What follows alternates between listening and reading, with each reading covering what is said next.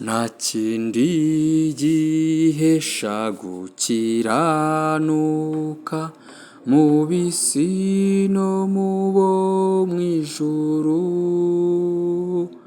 keretse kwizera kogejwe nde n'amaraso ya Yesu masa. Nta kindi gihesha gukiranuka mu bo mw'isi ndetse n'abo mu bo mw'ijuru usibye kwizera kogejwe n'amaraso ya Yesu. Yesu nashimwe. Mwene data unkurikiye, Yesu aguha umugisha. Ndakwinginze umpa akanya gatoya wumva ubutumwa bwiza Imana impaye kubagezaho, kandi ndizera ko nunkurikira rwose turagabana umugisha. Niko Abagalatiya igice cya 6 umurongo wa 6 havuga ngo uwigishwa ijambo ry'Imana agabane n'uwigishwa ibyiza byose. Imana iguha umugisha rero. Kanya gato umpaye ngo twumve ubutumwa bwiza Imana incishijemo. Nanjye ndirimba ngo nta kindi gihesha gukiranuka, nta kindi gihesha gukiranuka mw'isi, bo mw'isi nabo mw'ijuru, ngo keretse kwizera. Kwizera iryo jambo kwizera urishyireho akarongo. Kwizera kogejwe n'amaraso ya Yesu. Imana iguha umugisha. Insanganyamatsiko y'ubutumwa bwiza rero Imana ishyize ku mutima nifuje kuganira namwe wowe unkurikiye iragira iti nta muntu w'umukiranutsi ubaho. Niko insanganyamatsiko igira iti nta muntu w'umukiranutsi ubaho. Ese nawe niko ubizi? Wemera ko nta muntu ukiranuka ubaho? Ko se hari bene data tujya duhura bavuga ngo nabera, ese urabihakana cyangwa niko kuri?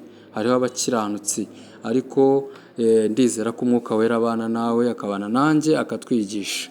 Reka twifashishe ibyanditswe bitandukanye kugira ngo twumve insanganyamatsiko Imana itwigishe. Reka duhere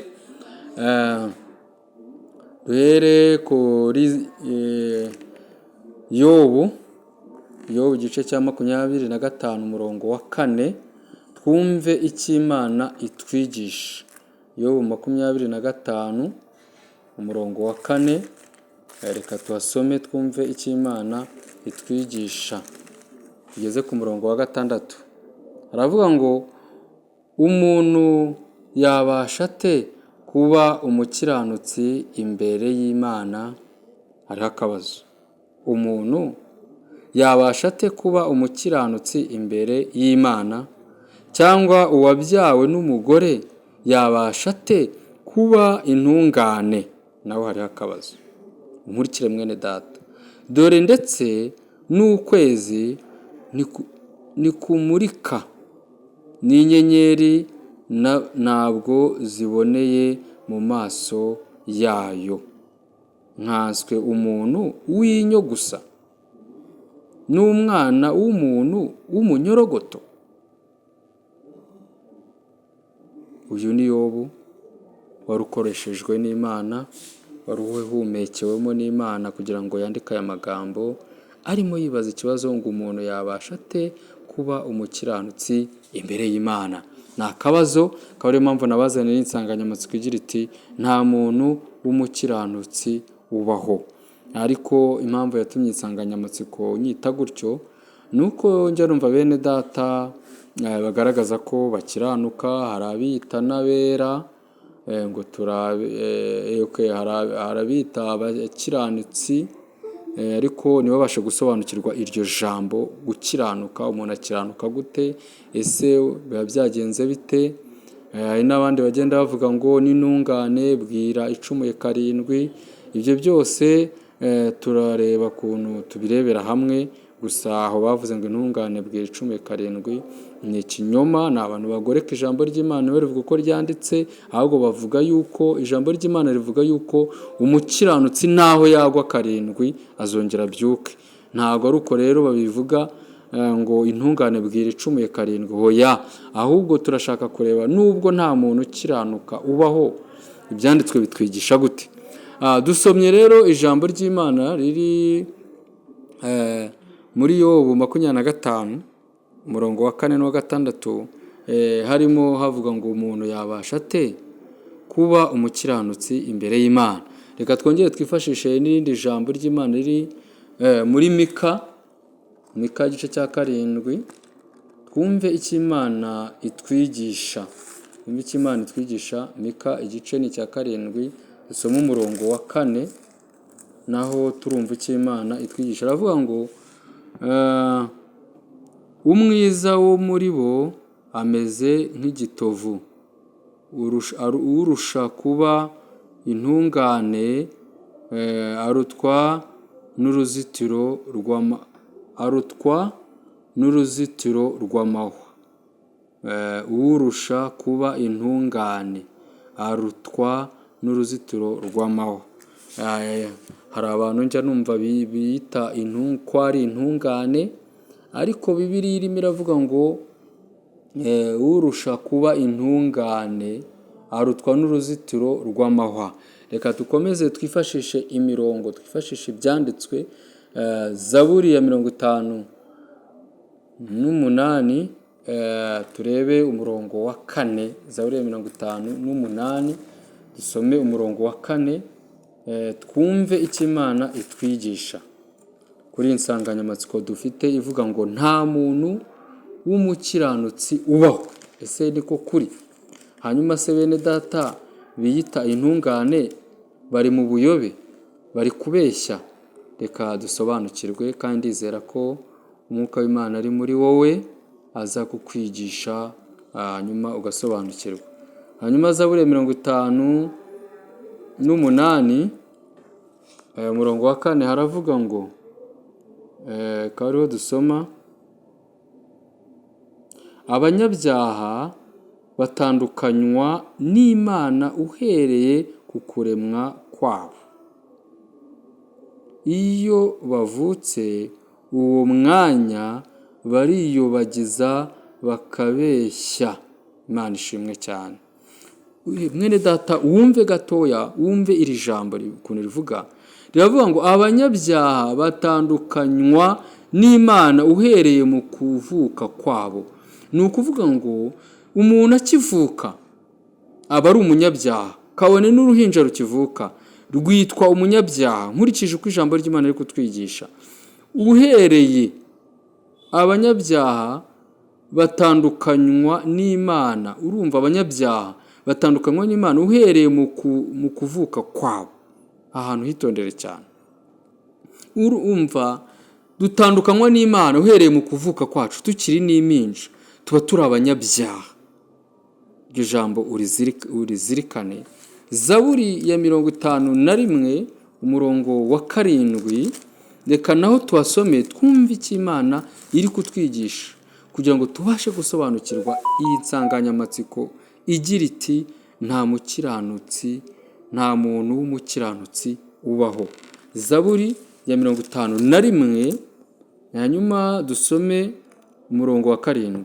Handitswe ngo dore naremanywe gukiranirwa, mu byaha niho mama yambyariye. Naremanywe gukiranirwa, mu byaha niho mama yambyariye. Muri kumva bene data? Mu byaha twaremanywe gukiranirwa abantu twese. Yego? Mu byaha niho mama yambyariye. Twabyariwe mu byaha. Niyo mpamvu umuntu ukivuka wese, umuntu atandukanyijwe n'Imana akivuka.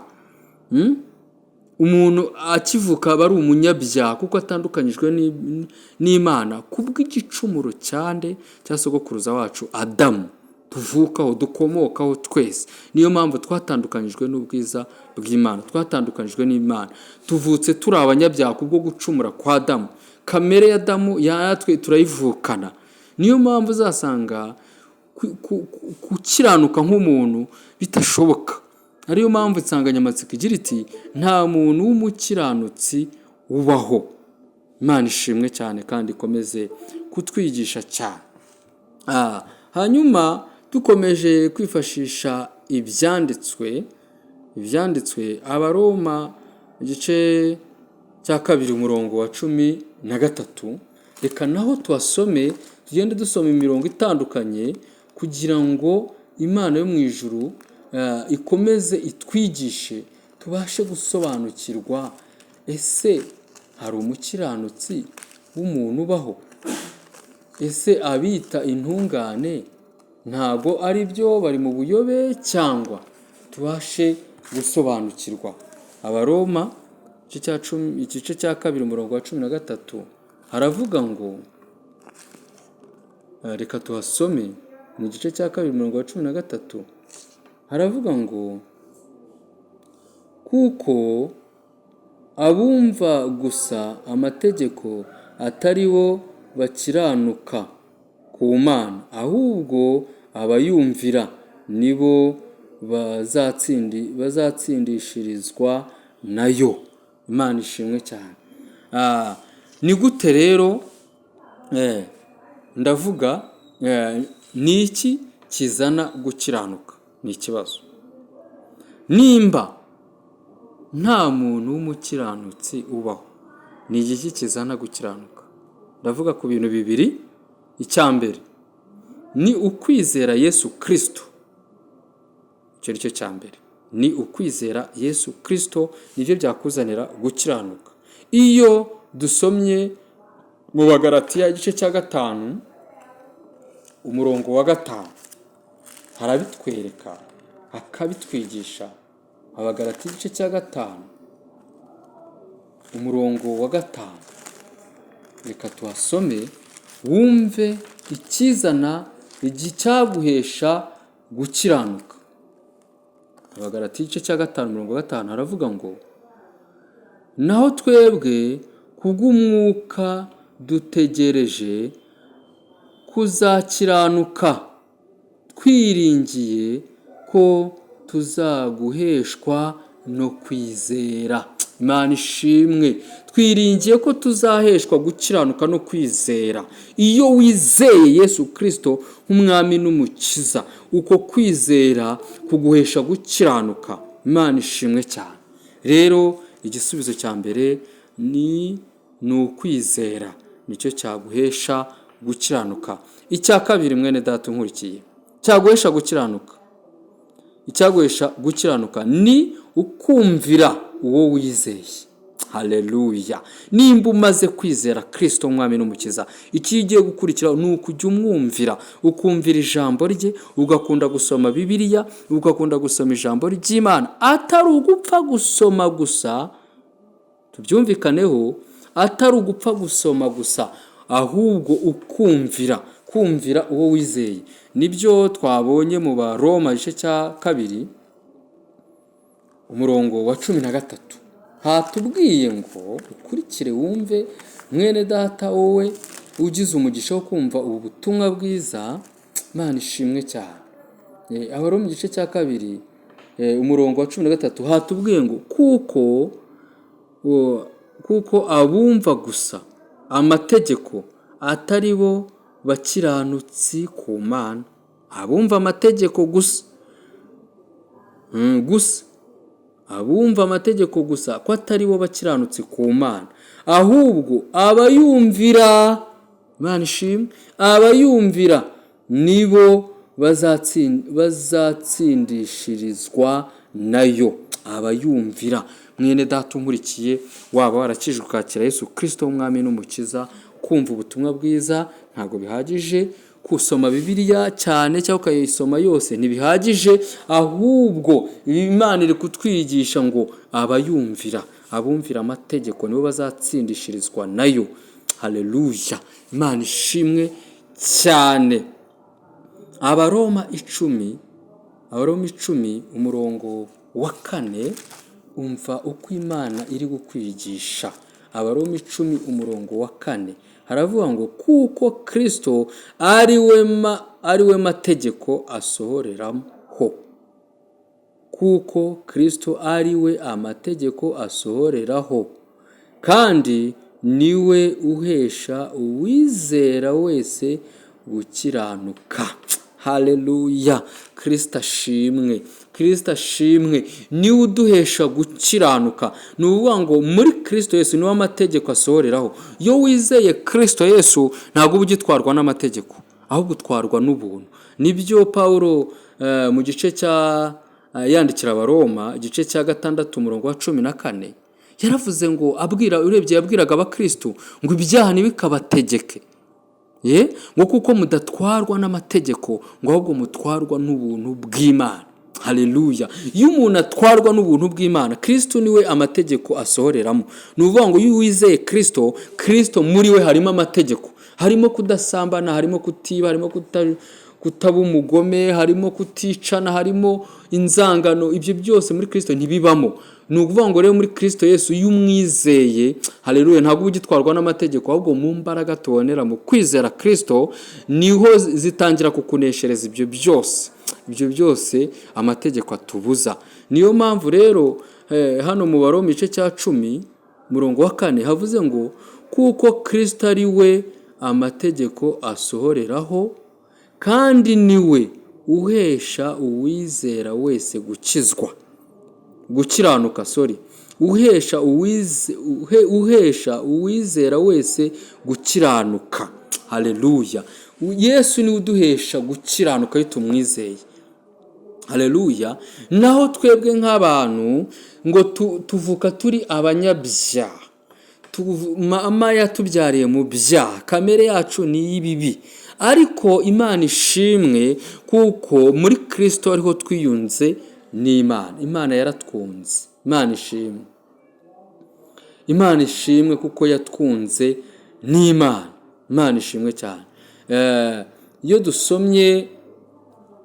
dusomye Abaroma igice cya 6 umurongo wa 16 tubona kuntu Yesu yaje kutwunga n'Imana.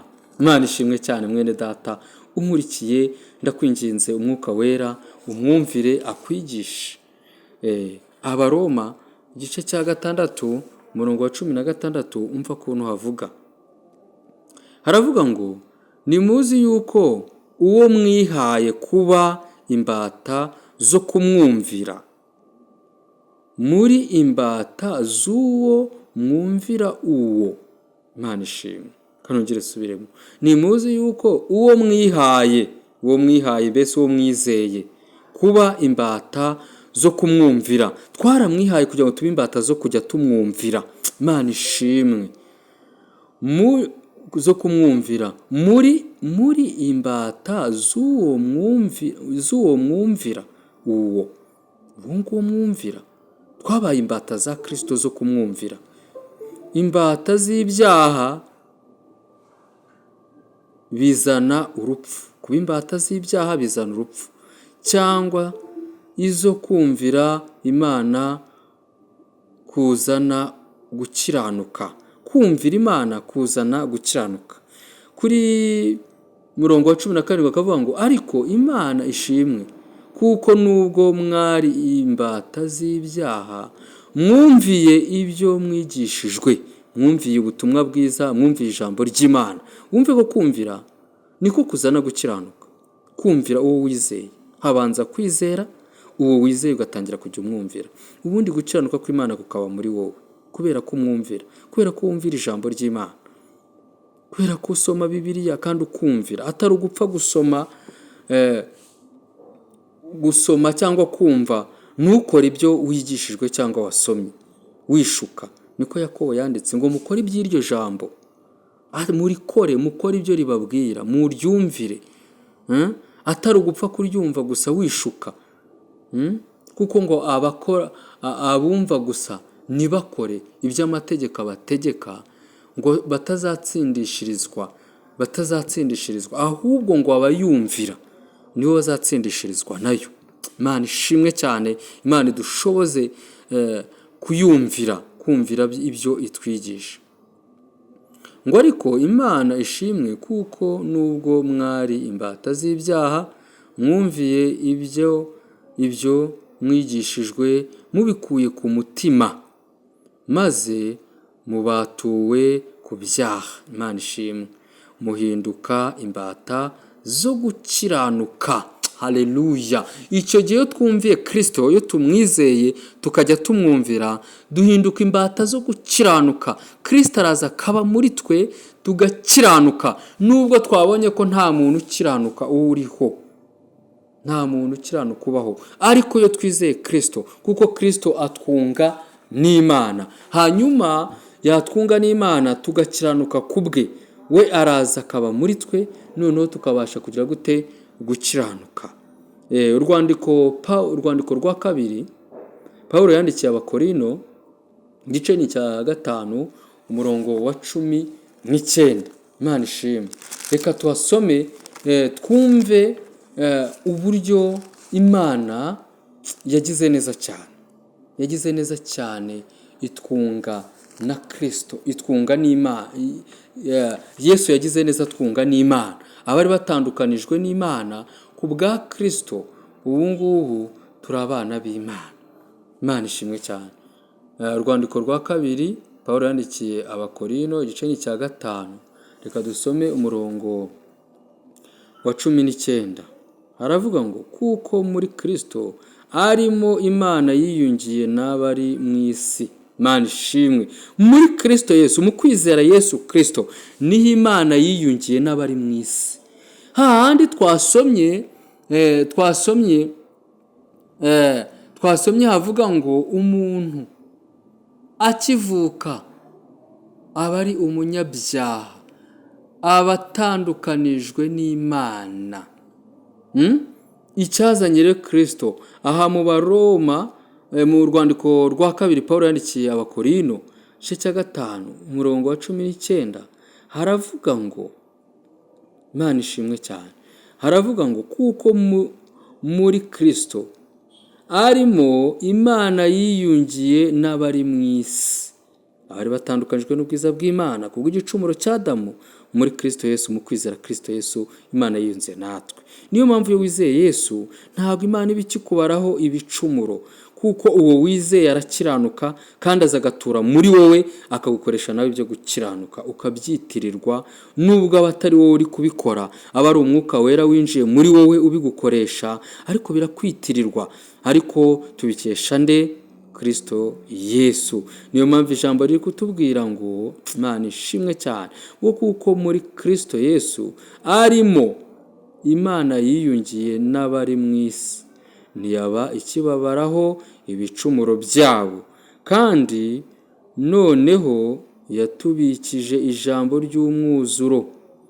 Nicyo gituma tuba intumwa mu cyimbo cya Kristo, ndetse bisa naho Imana ibingingira muri twe. Nuko rero turabahendahenda mu cyimbo cya Kristo kugira ngo mwiyunge n'Imana. Imana ishimwe.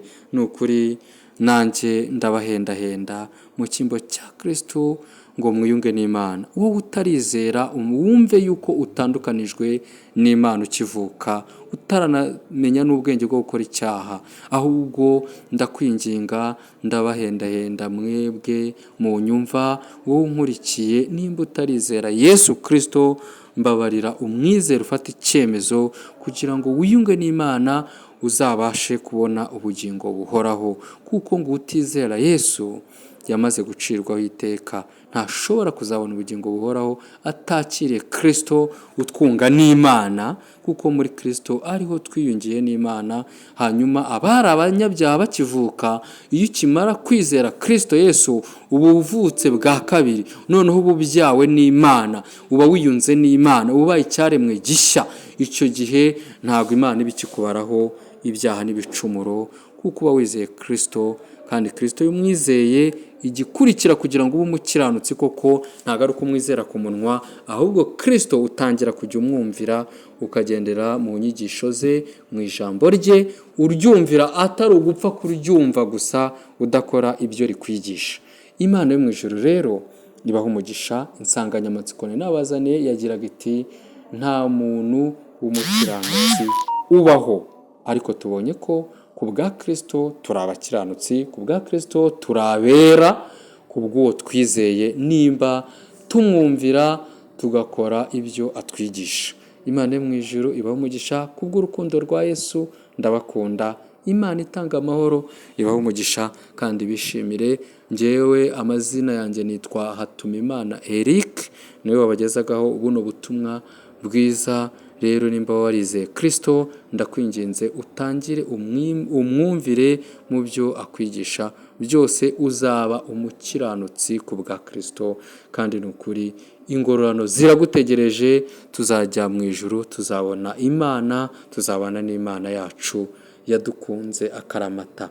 Bayi, washaka kumvugisha yamamagara kuri 0788755664 cyangwa ukambonera kuri YouTube channel Eric Ubuntu bwa Yesu. Wandikamo Eric Ubuntu bwa Yesu. Imana yo mu ijuru ihaze kwifuza ku mutima wawe. Bayi, tuzasubira Imana nibishaka. Nta kindi gihesha gukiranuka mu bisi no mu bo mu ijuru, keretse kwizera ko wogejwe n'amaraso ya Yesu maze ngo wogejwe na Yesu watunganijwe n'amaraso, harubwo yakuhagije amaraso, mbese imyambaro yawe irera.